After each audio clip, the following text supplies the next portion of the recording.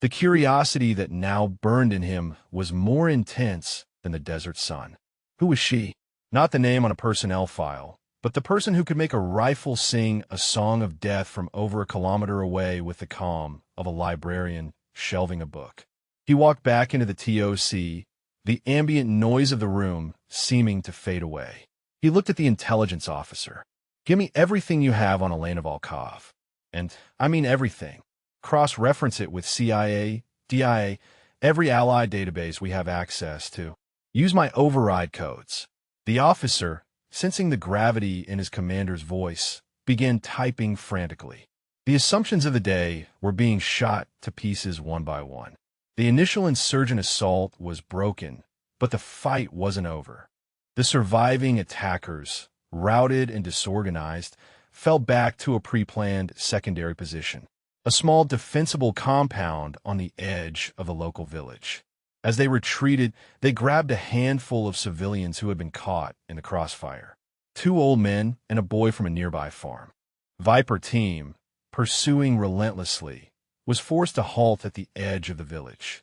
The new situation crackled over the radio, tense and fraught with peril. "This is Viper-led.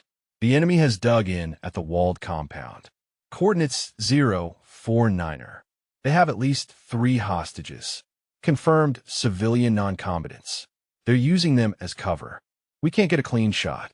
From the TOC, Colonel Hayes could see the situation on a drone feed. A high-definition camera showed the scene in stark detail. The insurgent leader, a burly man with a black beard, was using one of the old men as a shield, holding a pistol to his head while his fighters returned fire from behind the compound walls.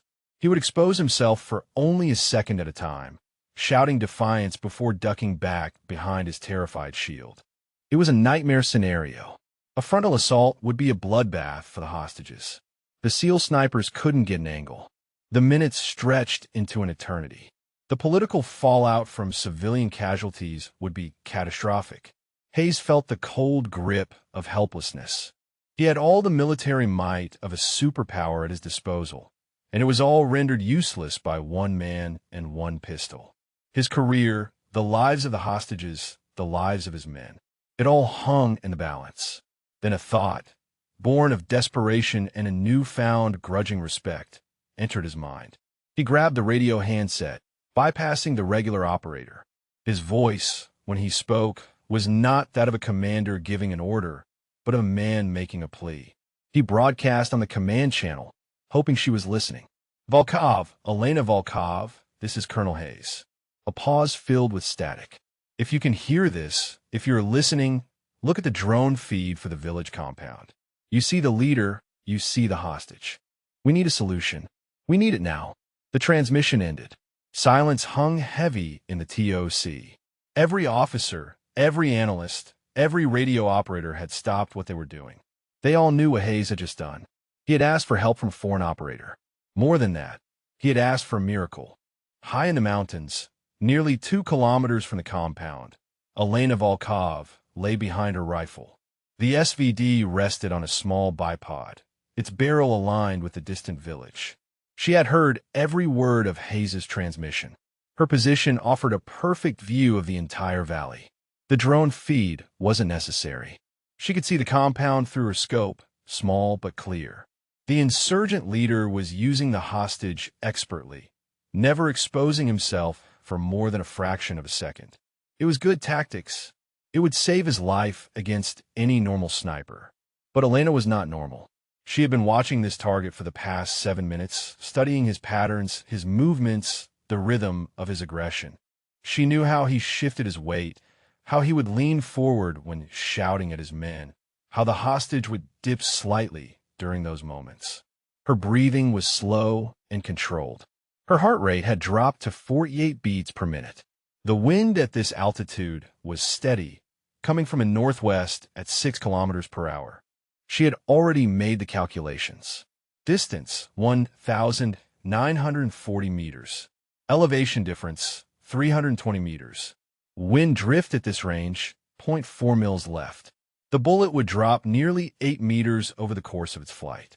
Temperature, air pressure, the Coriolis effect from the Earth's rotation. All of it was factored into the equation that existed in her mind. But the mathematics were only part of it. The real challenge was timing. The target would only be vulnerable for perhaps half a second.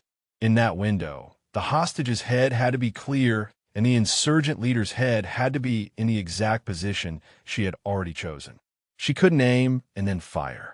She had to aim at empty space and wait for the target to arrive. Her finger rested on the trigger. She didn't fire. It wasn't the right moment. The man's posture was wrong. He was leaning back, creating no separation. She waited, her heartbeat a slow, steady rhythm. Then she let out half a breath and held it, her body locking into a state of absolute stability. In the TOC, everyone held their breath. Hayes watched the drone feed, his knuckles white where he gripped the edge of a console. Viper Lead and his team were motionless, their own rifles uselessly trained on the compound. The entire battle had paused, focused on this single, tense standoff. Then the moment came. The insurgent leader, in a fit of rage, shoved the hostage forward slightly to emphasize a point to his own men. For a fraction of a second, in that forward motion, the hostage's head dipped and the leader's head was completely exposed. A clear, unobstructed target framed against the mud wall behind him. The window was perhaps half a second long. It was not enough time for a normal human to react, aim, and fire. But Elena was not normal. She had not aimed for where he was, but for where he was going to be. Her mind had calculated his trajectory, the slight bob of his head, and her crosshairs were already waiting at the precise point in space where his temple would appear. The shot was an extension of thought. The report of the SVD was a flat, lonely sound against the immensity of the valley. The bullet, a 152-grain boat tail projectile, traveled for nearly 2 seconds, an invisible messenger arcing across the sky. On the drone feed, the insurgent leader's head snapped back as if struck by an invisible hammer. He collapsed instantly, a lifeless puppet whose strings had been cut. The pistol clattered to the ground. The hostage, stunned and spattered with blood that was not his own, stood frozen for a moment before stumbling away, saved by a margin of millimeters. A stunned silence fell over the radios, over the TOC, over the battlefield. Then, Viper Lead's voice, hushed and full of awe. Jesus Christ! Shot out. Hostages are clear. In the TOC, the intelligence officer who had been digging into Elena's background suddenly gasped. "Sir, Colonel, I've got it," he exclaimed, his voice cracking with excitement. Hayes tore his eyes from screen. The officer turned from his monitor, his face pale. "Her file. It's almost entirely redacted. Level 5 classification, but I found a cross-reference in an old Cold War-era partner asset database. A single unredacted line.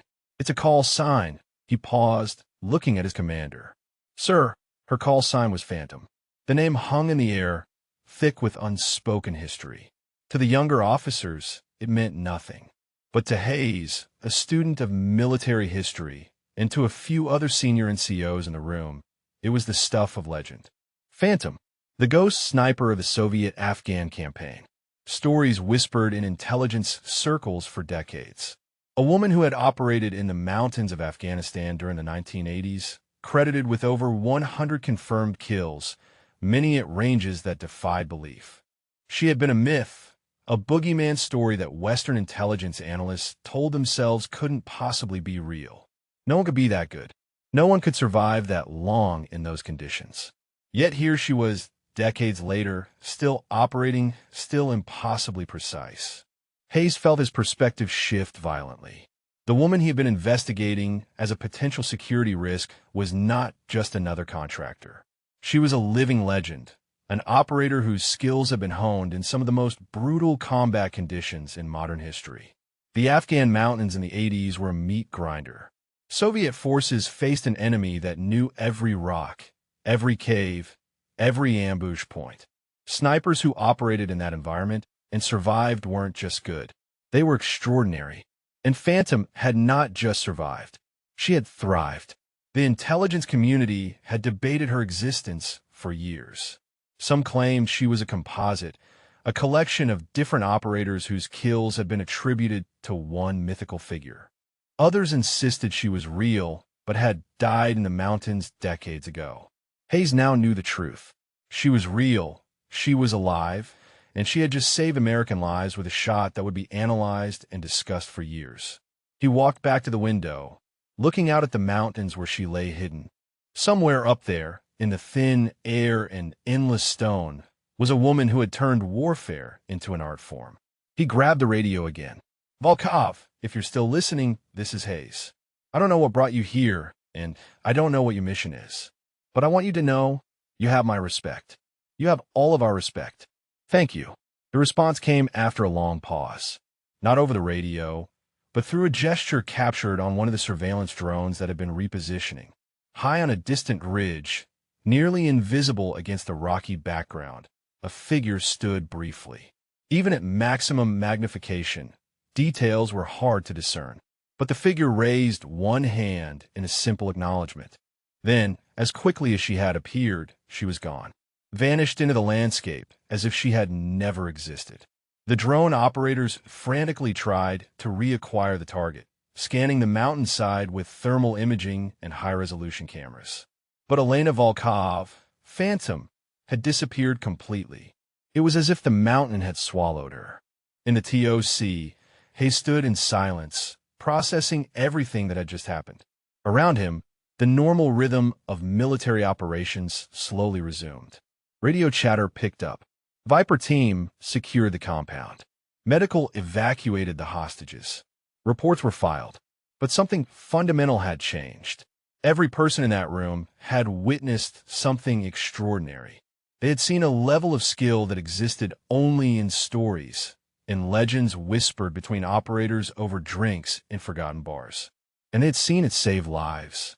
The intelligence officer approached Hayes cautiously. "Sir, what do we do with this information? Do we report her presence? Do we try to track her?" Hayes considered the question carefully. He thought about the woman who had just vanished into the mountains. A woman who had fought in wars before most of his officers were born. A woman whose skills had just prevented a disaster. He shook his head slowly. "We do nothing. If she wanted us to know more, she would have told us. She came here for her own reasons, and those reasons are none of our business. She saved American lives today. That's enough." The officer nodded, understanding the wisdom in that decision. Some mysteries were better left unsolved. Some legends were better left as legends. That evening, as the sun set over the valley, painting the mountains in shades of gold and crimson, Hayes found himself thinking about Elena Volkov. Somewhere out there, she was moving through terrain that would kill most trained soldiers. She carried decades of experience, skills honed to absolute perfection, and secrets that would probably die with her. He wondered what had brought her to this place, to this moment. Was she working for her old government? Was she a mercenary? Was she settling old scores? He would never know, and somehow that felt right.